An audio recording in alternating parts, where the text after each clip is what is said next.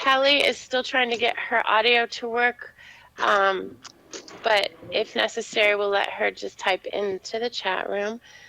Carrie's here, Kenrick, and Carol. Today, we're going to just do a follow-up. The reason we're having these meetings is so that we can kind of touch base, see what you need, see how things are going, and then share a few things. Go ahead and change the screen so you can see the agenda for the webinar.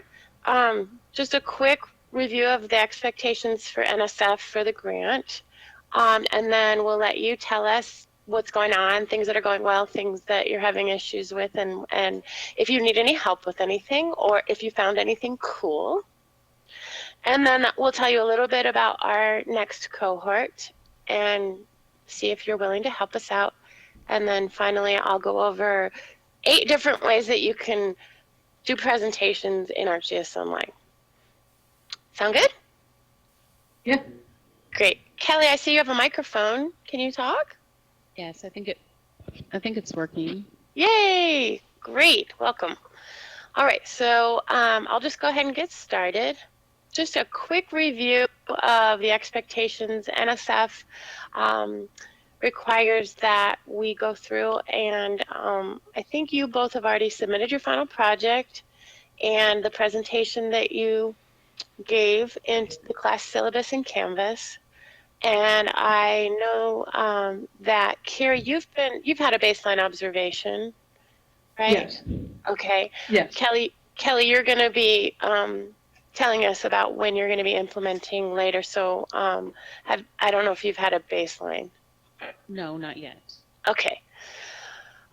We just need to make sure that we get that scheduled before the actual implementation. We need you both to obtain consent to conduct research from students and submit your forms. And then once you've got the consent, then you can go ahead and administer the pre-student career awareness survey and then implement the project for April of 2015, and then making sure that we have an observation during the project, and then do the post-career awareness survey after that, and then also submit de-identified student work samples in Canvas, and then if there were any changes that you wanted to do to your final project with all of the things that anyone would need if they wanted to replicate your project, all uploaded in Canvas by May 30th. Okay. So I kind of started getting into this, and I guess we can kind of back up now. Carrie, do you want to go first? Where you are, if you have any questions, and let us know what's going on. Pretty much just, I don't know, I don't really have much to report, to be completely honest. In terms of the process, I mean, I just, I submitted the initial project, and then that's pretty much it. I had the baseline observation, and then I've kind of, in all honesty, kind of put this on the back burner. I hate to admit it, but we're going through the IB process of getting approved for my school, so that's been kind of the forefront on my plate right now. So the consent forms, I still need to send out the student survey, but I'm not looking to implement this lesson until the end of February or early March. So Okay. That was because my lesson is an economics related lesson, and I'm not even teaching economics until next semester. Okay. That's part of the reason why it's also kind of kicked down the road a little bit, is Sure. because I'm so focused on government this semester. So I almost don't know what I don't know. That makes sense in terms of like what I need or what I don't know or that kind of thing. So You're not even ready to think about that yet, it sounds like. Unfortunately, no, but I have a sneaking suspicion that once Thanksgiving break hits, I will definitely, I'll be looking at it much more, only because our IB site visit is next week. So I'll have some of that off my plate, and I can start focusing on this much more. Okay, well, no, you no need to apologize or anything. I totally understand timelines, and since it's further down the line, it's further down your list, and that we're just checking in to make sure you have what you need, and it's fine if you're not ready yet. Okay. Yeah. So I mean, at Um, this point, I have what I need, I believe. So, okay, great. And good luck with the IB process. I'm sure that you'll get it. You guys have been working thank hard you. on that. Yeah, for sure. Good. But you'll just communicate with us as things come up. If you start working on it over Thanksgiving and you realize you need something, shoot us an email and we'll try Okay. to get on it as soon as possible. Okay, I definitely will. Thank you. Okay, and Kelly, I know that we haven't done an observation yet for you because you also are kind of thinking about implementing next semester. Is that correct? Yes, it'll be in the spring. Okay. And so that's why I haven't done any observations yet. That's why we do kind of have some dates scheduled or planned. Okay. That's good. And so you're working with Nina, Carol, and Christy. Yeah. Okay. Great. How about so what was your lesson again? Can you remind us? It was looking, I remember 4 different areas and they could choose a different focus depending on their. Yeah, so there's, different projects that they can look into using obviously GIS and other information gathered from the community. And I do have each of the geo mentors we met with who have agreed to look it over from a professional standpoint. So one option is wind turbines in the area, and the other is public transportation system. Honestly, I kind of forgot what the other That's okay. one was. I think we narrowed it down to 3. Okay. And so I think, one thing I need, I still need the letter from our dean, because I don't think you ever got that, and I never received it from her either, but since I'll be there, it'll be easier to get that from her. And then, I will need Mark's help as far as creating or getting the students access to the ArcGIS online account that he created. So we created it and we uploaded all the layers and the maps that they're going to be using. And we have that built already. We just need, I'm just going to need his help to get the students access once I have the roster. Okay, so you won't know who needs it until you know who signs up for the course. Yeah, and I mean, I'm sure, they're signing up and have already, versus, I think it was November 1st, they could sign up for spring. So, I might have a general roster, but, nothing specific until probably closer to the start of the spring semester. Well, you might want to communicate with Mark and just remind him that you're going to need his help and kind of give him a time frame because he also teaches courses and things. So it'd be good if he had a heads up. Okay. Or work with you on a time that would be best. Does that sound good?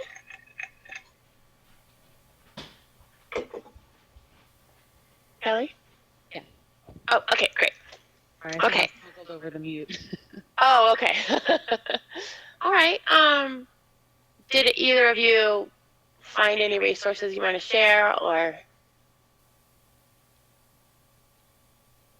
This isn't really GIS related necessarily, but as I was creating some lecture presentations for my society and environment class this semester, there was, a huge PowerPoint on renewable energy that, probably had 20 slides to do with wind turbines. And so I was like, wow, I have to, save this or bookmark it to be able to provide that additional information. It does, it talks about challenges and, the benefits and, some of the issues that the students who choose that project will, I think it'll be valuable information for them to consider, in conjunction with everything else. Great. If you think that other people in the group would benefit from just having that resource, if you would send it to me in an email or at some point, and then just say, hey, share this, or in the I think we set up a discussion board on Canvas where you could go in and just post things. So don't forget about that. Yeah, I mean, the entire PowerPoint, it's all on renewable energy. So there's like 20 slides for solar energy and 20 slides for wind energy. So it might be helpful. I'm trying to remember back to everyone's specific projects, but there might be some elements, outside of wind turbine that can be helpful as well. Yeah, why not put it out there? Sure, when you find good things. Okay, great. I forgot to say happy GIS Day, by the way. Everyone, it's GIS Day. I don't know if you knew that. Yeah, it's coming up. It's today. Awesome. Were you going to say something else? Go ahead. No, I actually don't have anything to share. I took away project-based learning from the conference, and so I've done a couple project-based learning, like actually just projects with my regular classes, but it didn't have any GIS stuff in it, so it doesn't really have any relevance. But anyway, so no, I haven't really found any relevant resources. So that was it. But you did you integrated some PBL in your classes? Yeah. So I kind of introduced them to that with a Crusades style project, or a Crusades project in my world history class for freshmen, and then a citizenship thing where they created a citizenship book for my government class. And so their audience for my government class was, they went out into, like, we share a campus with an elementary school, and so they went out and read to fourth grade classrooms, and they aligned it to the fourth grade content standards. So it was actually pretty cool. The kids had a blast doing it. And then my Crusades project, they did a presentation for our faculty here at school. I couldn't find enough history teachers to be able to commit to that afternoon, so I had to do some teachers here at EduPress. But so those resources that you guys gave us were awesome. For me as a social studies teacher, I know everybody was kind of environmental, more focused on the environment with their content, but for me that stuff was like. That's great to hear. Actually, not everybody was focused on the environment. We had kind of the gamut, and we had Sue was geography and history, I believe, too. So yeah, I'm glad that the resources were helpful. That's, we are interested in seeing you integrate the geospatial technology, but we're also always happy to hear that the resources that the grant was able to provide you were useful. So thank you for sharing that. All right. Anything else before I move to the next slide? Okay. So, GeoCache, I don't know if have you seen the advertising for GeoCache Cohort 2? Yes. Yeah. Good. Okay, so it's out there. We've been pushing out GeoCache Cohort 2 ads. The application is due December 1st, and we are still looking for faculty and high school teachers, both college faculty and high school teachers. We made some changes to GeoCache Cohort 2 based on the feedback that we heard from all of you in Cohort 1. The first one is that we are going to be focusing all on ArcGIS Online in basics. We're going to do the 2 meetings in Mesa instead of in doing a split cohort. I know that Kelly, you attended in Flagstaff, and Carrie, you attended down in Mesa. And this time, rather than doing that, we are going to have everybody in Mesa, and Kenrick and I will also be present rather than it just being led by Mark and Karen, so that we can weave more of the pedagogical aspects throughout, and it's not just all at the end and advanced. So that's different.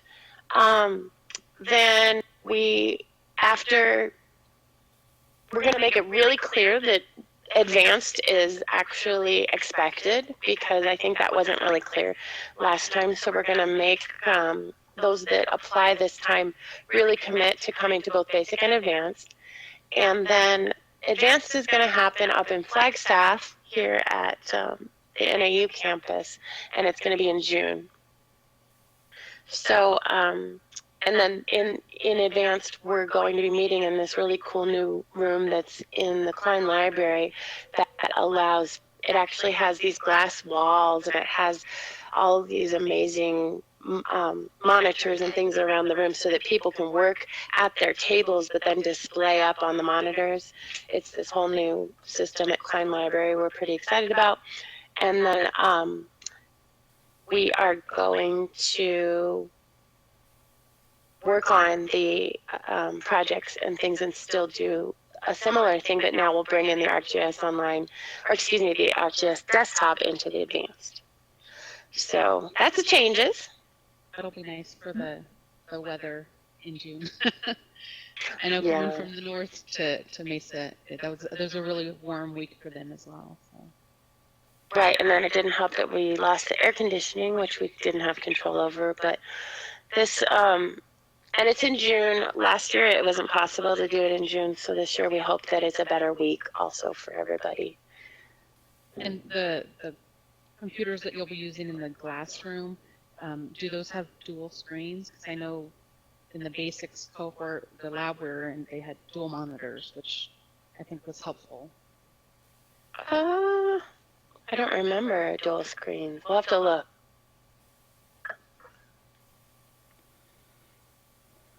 If you know of anyone who might be interested, please encourage them to apply.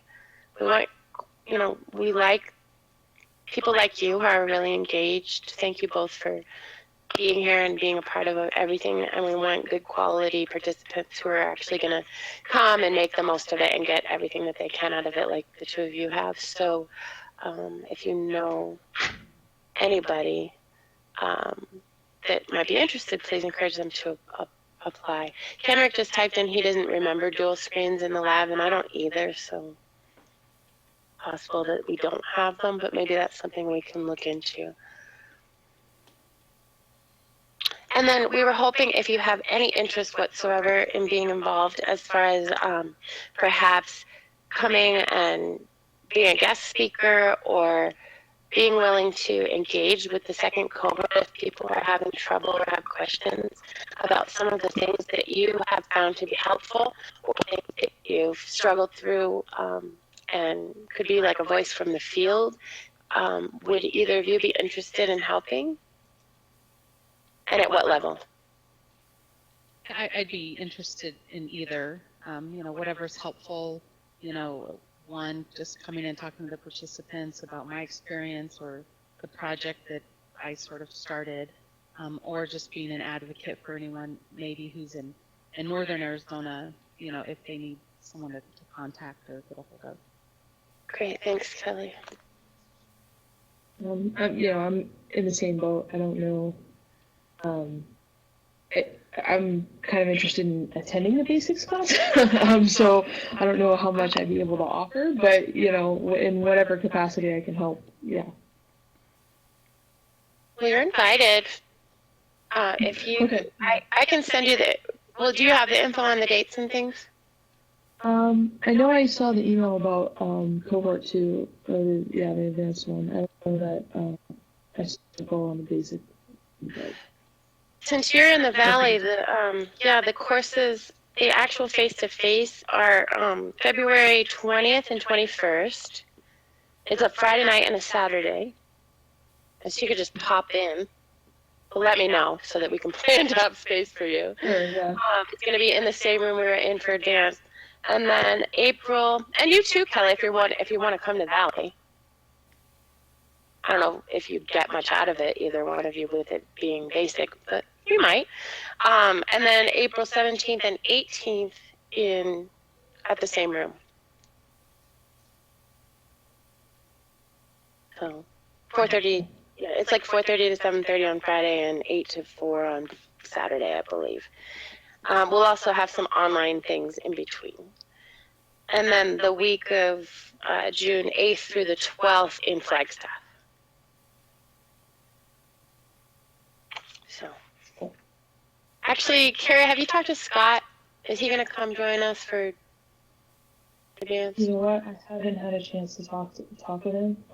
I can do that this week. If you would ask him if he's interested, he didn't need to reapply. We were going to go ahead and accept him for advanced, but I do need to know if he's planning on doing it. I suppose I could write an email myself also. I'll do this. I'll do that, and if you also talk to him, that would be great. Okay. Yeah, I definitely will. Thanks. Okay. Anything more about cohort 2 before we move on?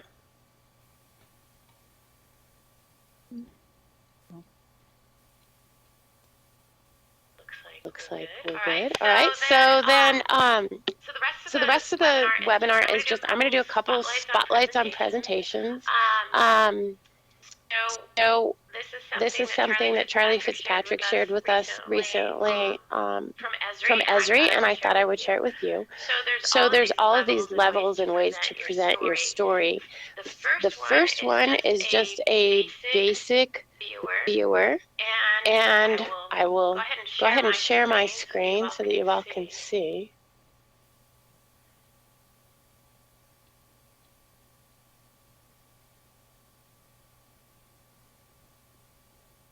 And I see that it's coming up. You should see that this is just a basic web map in the map viewer. Everybody should be familiar with that.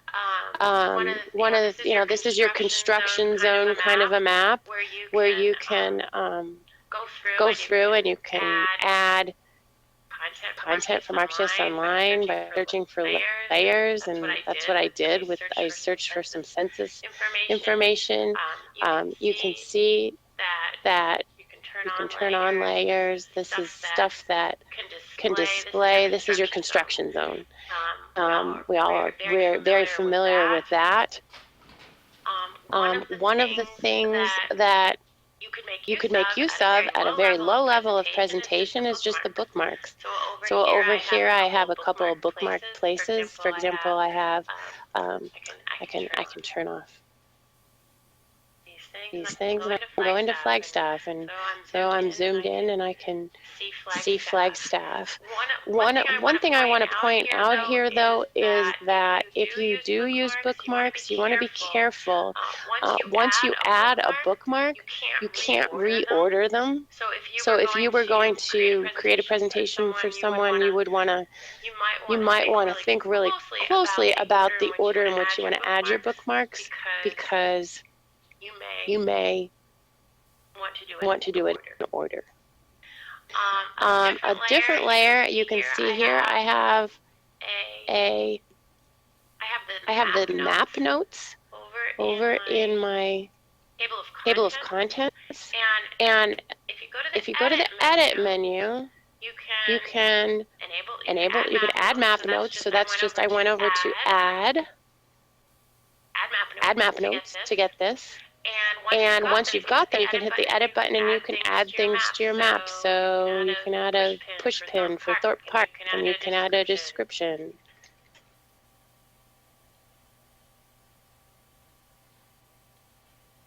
And you can change the symbol here. Don't forget about all of these cool things that you can do.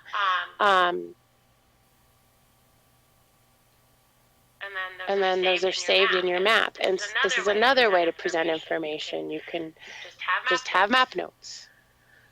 A more higher level application, and I don't know if this was available when we were doing advanced, but you can head over to the top corner. Once you've created and saved a map, you get this option to create presentation. If you click on create presentation, I'm going to actually close this. You get the opportunity to actually add slides. And so this is a presentation that I created. You can imagine the power of this.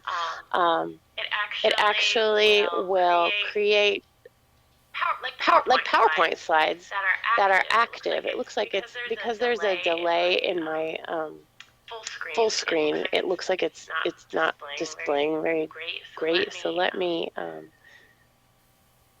go back into the presentation and change it so that it's not automatically playing.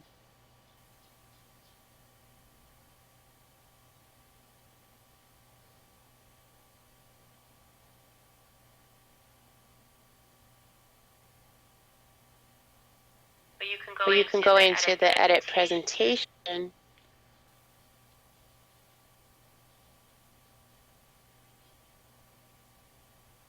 And you can see that I've added these 3 slides, and all I did was I took the bookmarks that I created and made them into slides.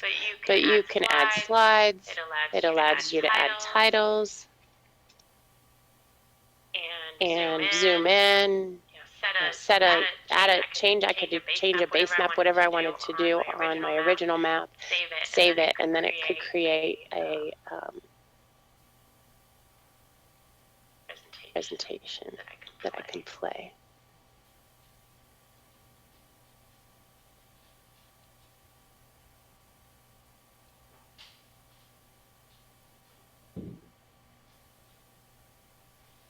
So that's kind of cool. It's not really playing well with the autoplay, but do you have any questions about that one? No. Oh, Were you aware? Go ahead. I should say, no, it seems, like a good feature. I don't think it was anything, if it was available when we were there, I don't think it was anything we went over, but it might be a nice feature in, presenting the information to students, especially students that are not familiar with GIS. Yeah, and it's a pretty low level, pretty easy one to do too. So if you wanted to show someone else how to create that, anybody can do that as long as they have even a free public account. They don't need an organization account to create that. It's pretty simple. The next one on our list is the shared map embedded in a website, and this is something that you are familiar with, but I'll just show you an example. This is on whitehouse.gov, and they have embedded a story map on their website. And so that's something that I'm not sure you are familiar with or that you've tried, but you can actually go to a website, and one of the sharing options is to take the code and embed that into the HTML code into a website. So if you have a website that you may want to embed a map in, that is an option. So it's just a normal website, but there's an interactive map there. And that was just created under the web, create a web app. When you go under sharing, I was going to go back to it and I closed the window. So if you just, when you go in and you create a web map and you can share it, and then it has a sign that says create a web application, and that's where that was created. Have either of you done that? Embedded a map in a website? No, I haven't done it before, but that's very cool. I can see myself using that. Yeah, so if you want directions on how to do that, let me know afterward and I can show you. I can go into the spot where you actually do that. So also in the web apps templates, there's web apps and web app builders, and this one is a cool one. The elevation terrain profile, it's actually created, and it's a tool that you can actually go to the elevation terrain profile created by Esri and take the measure tool and just pick up a line and have it create. It creates an elevation profile for you of the area that you went across. But I'm looking, are you not seeing the elevation profile? I see it. Is it showing up? You guys are muted, so I don't know. I can't hear you. Oh, you see? Carol sees it. Okay. It's kind of cool. So I did like from Phoenix to Flagstaff along I-17, you can see the elevation profile change. It's kind of neat. Yeah, that's very cool. So that's available. And when on this PowerPoint, if you go into, I can send this to you. I have these links. I had already shown you the one that we created with 21st Century Skills, so I'm not going to waste time on that one. But you know about story maps, but the next one I wanted to show you is story map journals. And so the cool thing about all these tools is, like, we just met and learned about all these things, and they all became new since we met together. They are constantly adding new tools and changes to all of the abilities in ArcGIS Online. This is a story map journal, and you can see all of the text that students could create as part of a story map. And on the right-hand side, there might be content, or there may be a map that's interactive.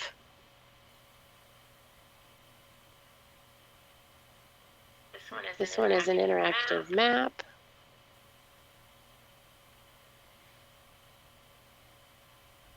But this is a story map journal. So if you go into, when you go to create your, if you go into share, with everyone, you can have all the options for creating story maps. One of them is called a story map journal. Thought this one was a way cool example created by Barbary Ash Duke.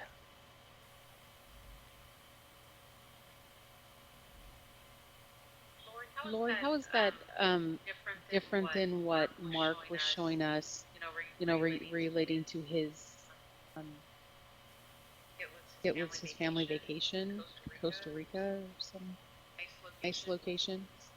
Yeah, the one he created was also a story map. More templates now and opportunities to customize the view. So I don't think he showed you this one with this exact template. Did he? Yeah, this one looks a little more sophisticated in its layout. Yeah, there's a lot more options for the layout. And then over here you can see that this is not a map, this is actually a website embedded. So there's just check them out because they change. And I know it's like, oh my gosh, I try to set aside like one day a month in order to just kind of play with GIS, because if you don't use it, you're gonna lose it. And it's kind of overwhelming, all the new things. I have also here bookmarked the story map gallery. And if you don't want to take the time or don't have the time to create a story map, there are hundreds of story maps out there that other people have created, and you may find one that is something that you could use in your courses tomorrow.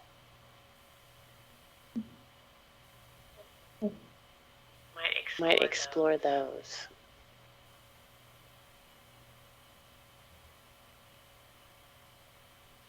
And all of these, a lot of these resources are on this Esri K-12 organization account that is out there. And I know, Kelly, you're not K-12, but there's a lot of stuff because they're specifically for GIS educators.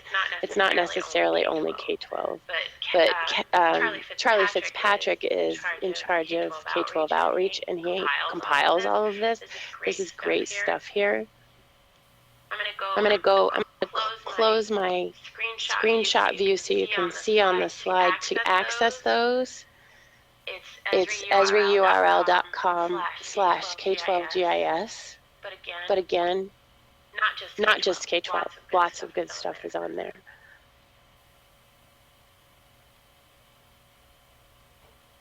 Questions, comments, thoughts? I'm gonna have to, like you said, spend a day without just going back through and looking through everything. If you know, I get a lot of, I have RSS feeds that I subscribe to, and I get information all the time, and I just keep it in an email and I file it away. And then if I see something that looks interesting, I flag it, and then I go back and try to explore it when I have some extra time. But if you're interested in signing up for any of those, there's all these great blogs. There's one that's completely dedicated to story maps, and there's the education GIS listserv. But I'm happy to just forward you stuff, and I hope you'll see I'll just forward something and say, look. Yeah. I don't expect you guys to like jump on it right away, but like I said, I made a folder in my email and just like, oh, this is GIS stuff I want to remember to go back and check out. Okay, cool. I flagged those things in my email. Good. So, that's all I have for tonight, but our next webinars are already set up in the same place where you signed up for this one. There's a 4:30 and 5:30 again on December 8th and December 10th. And they'll be the same things. There's 4:30 and 5:30 on December 8th and 4:30 and 5:30 on December 10th. I will not probably be attending that. It's going to be one. But we're going to try to stick to this format where you get to kind of share what's going on. If you need resources, if you have questions, we'll answer them, but then also share something interesting for you that may be new to you, or just to remind you that it's there. But hopefully all of these webinars are already up there, so if you know your calendar now and you can sign up for something ahead of time, that's a good plan. It also gives us an idea of who's going to be there and what we need to cancel one or reschedule or something. But are these Mondays and Wednesdays good for you too, generally? Yeah, they're probably my best days. Yeah, much better than Tuesdays and Thursdays for me. And will that be the same in next semester as well? Yeah, next semester I'm teaching Tuesdays, so those are like 12 14-hour days. So. Oh my gosh, yeah. And that's why we built them around this initially, is because Karen and Mark also have bad Tuesday, Thursdays. So we thought Mondays and Wednesdays would be best for them as well. Yeah, Any of that? mine's the same. Okay. Next semester. Good. Like I said, they're all up there if you want to sign in. We do want to hear from you. We do want to touch base. We don't want you to feel like we're not here to support you. So I know it sometimes might seem like one more thing, but we just want to touch base and make sure everything's going well. And so we appreciate you coming tonight. Any other thoughts, questions before we close? I just want to say I appreciate the actual, monthly checkups, because it is one of those things that, you have other things going on and it can get out of sight. And so rather than it just all hitting you, in the spring, it's been nice to kind of refocus, and then, at least for a few days, you might, check your map, or you might check your resources to see if everything's kind of on track for when you are ready to implement it. So I do appreciate that. Good. No, I'm all set. Okay. Well, thank you both for attending. We appreciate it. Happy Thanksgiving, everyone. I don't know if you have big plans, but Happy Thanksgiving to you guys. Thank you. Just enjoying the extra time off, mostly. Yeah, it'd be nice to, actually for me to be home and not have to go anywhere.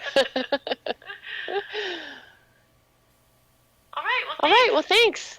We'll go ahead and close, and we'll see you guys in December. All right, thank you. Okay, sounds great. Thanks. All right.